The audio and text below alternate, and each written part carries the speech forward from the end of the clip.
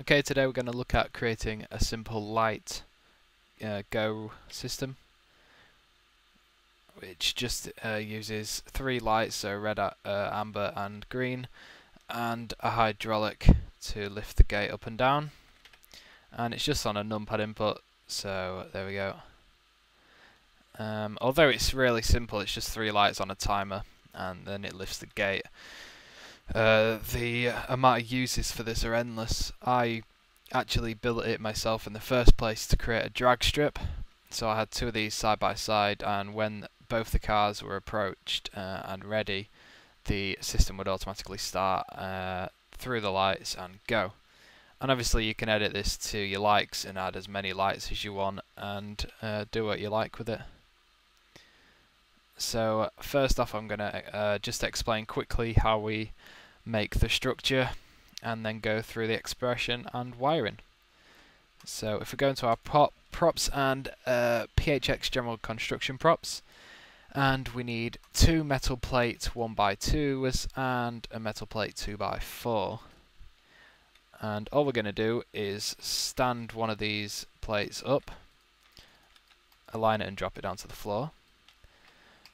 Align your 2x4 plate up, and then we're just going to use easy precision and axis at the top of the 2x4 board and attach it there to our smaller board, and then just pick up the other board to go the other side, and again easy precision axis and stick it on the other side there. So now that'll move freely, as does our one on the hydraulics. Now what I tend to do, because when you make two axes it can go a bit iffy, is just node collide it to one of the boards, so that you'll notice instantly it moves a lot freer. So let's just freeze that at the bottom. Now what we're going to do is create this backboard where the hydraulics lift the door or gates from. Obviously you can align this properly if you want, but just for now I'm just going to guess and put it roughly in the middle somewhere. So what we're going to do now is go to wire and start our wiring. And we're going to start off by using two hydraulics to lift the gate, both not fixed, and these are simply going to attach from the gate up to the board. And again, I tend to add a second hydraulic just to give it some stability. So now if we move this, obviously the hydraulics keep it in the closed position. Now what we'll do is create the indicators. This is under wire, display and indicator. For the A value, we'll always leave the light as white. Obviously you can do what you like to this, and to make it white, either drag about on the box or just enter the values 255 into the four A value colour boxes. And then for the B value, this is going to be when it lights up. Obviously our first one's going to be red, so let's stick that up there. Next one going to be amber, and then green. Obviously you can create more of these lights if you like. I mean, common drag strips have 5 lights. Or you can edit them and put any colour in you like. But for now we're just going to use red, amber and green. So now all we need to do is create our expression. I've already got my expression made here. What I'll do is post it in the description of the video so that you can take this and have a look at it. But basically, to explain, all it does is when your input, so your button or your numpad input or whatever it is pressed, so the input's 1, the whole thing starts. So when it is inputted, then it starts, and then when the timer reaches 1, the red light comes on. When the timer reaches 2, the orange light comes on, and obviously when the light reaches 3, the last green light comes on. And then what we do is just give it a few seconds, and then everything resets. So the red light goes off, orange light goes off, and green light goes off. And then obviously we just got the hydraulic. So the hydraulic lifts on the green light, which is at 3 seconds for me.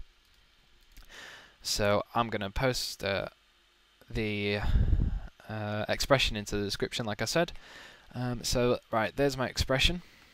Now all we need is a timer delay chip. Now I prefer to use delays because you don't have to reset them like you do timers.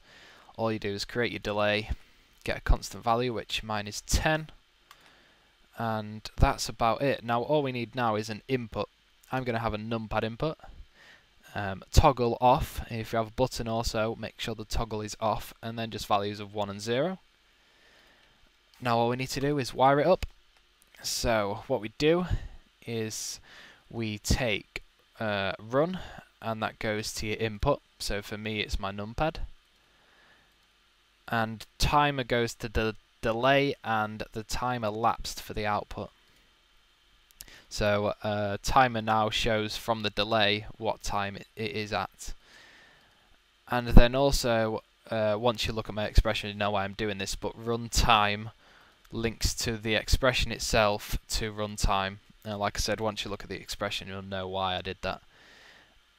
And click from the delay also goes to the expression, which goes to runtimer. And then last but not least, the delay to the constant value and the hydraulics. I'm just going to turn my wire width to 0 here. The hydraulics go over to the expression. Now as you can see, I've wired something up terribly wrong. So I'm just going to use my debugger tool and have a look what's going on. Right, okay, hopefully all I'll need to do is run it once and it should theoretically reset itself.